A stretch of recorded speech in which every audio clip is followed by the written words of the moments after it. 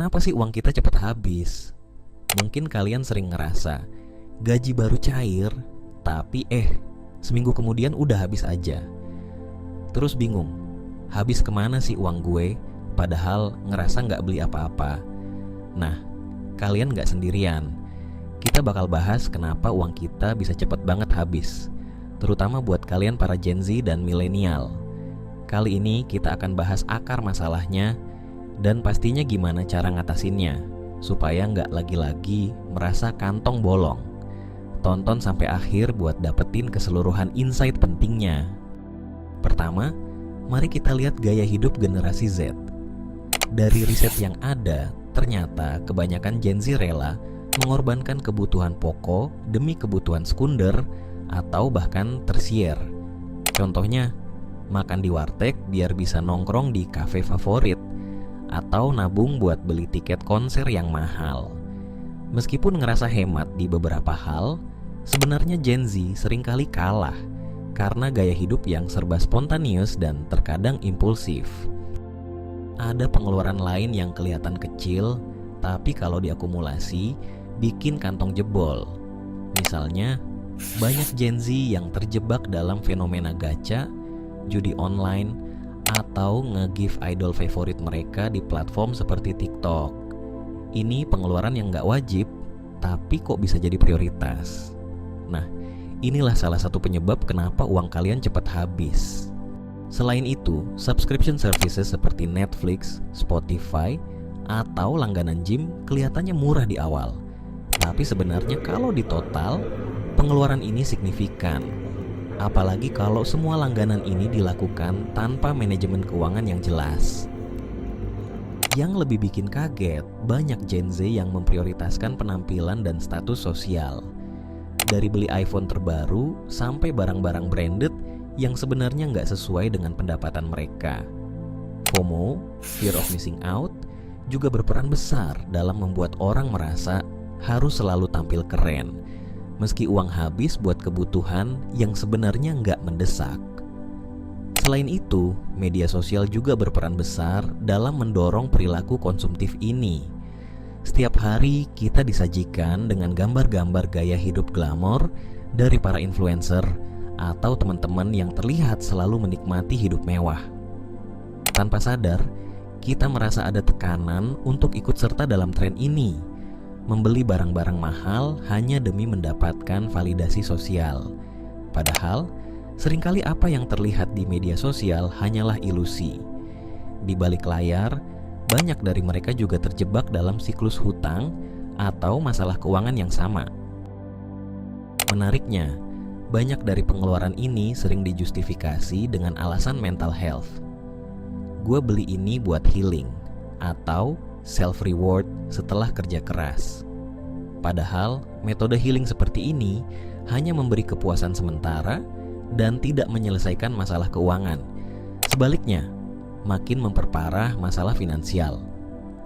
Selain itu, tren self-reward ini sering diperkuat oleh dorongan dari iklan dan konten di media sosial yang mengglorifikasi konsep treat yourself. Pesan-pesan seperti ini seolah memberi izin untuk mengeluarkan uang tanpa berpikir panjang karena dianggap sebagai bentuk penghargaan diri.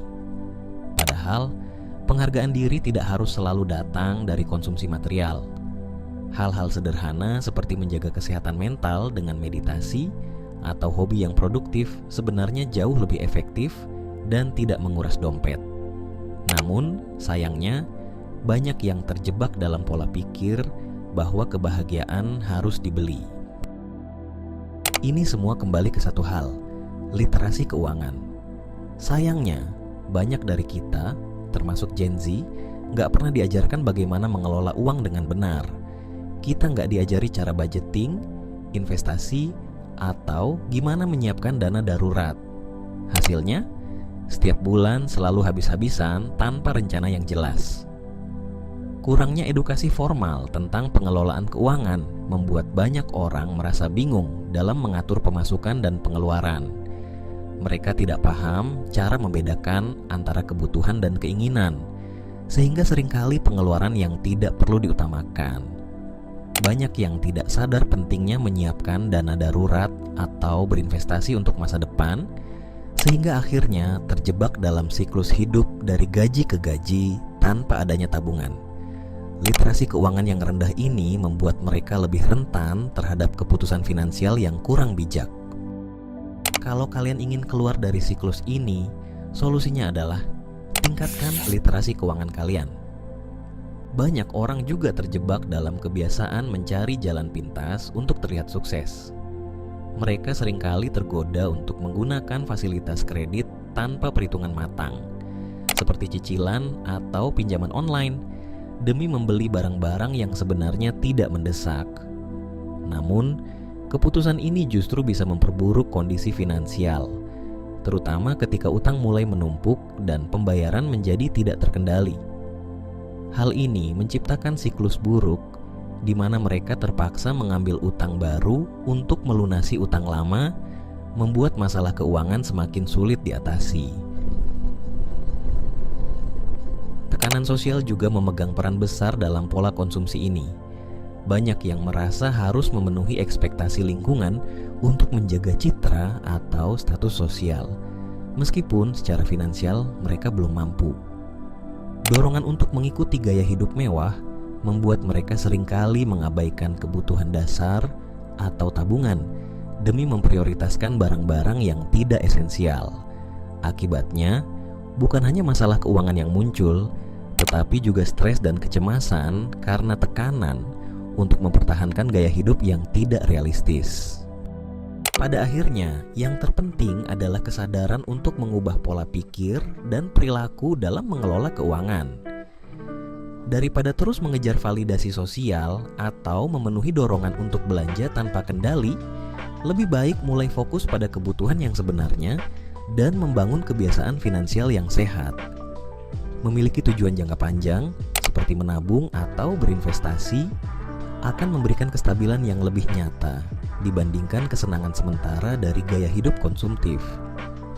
Dengan literasi keuangan yang lebih baik, kita bisa mengambil kendali atas masa depan kita dan menghindari jebakan utang atau pengeluaran yang tidak perlu.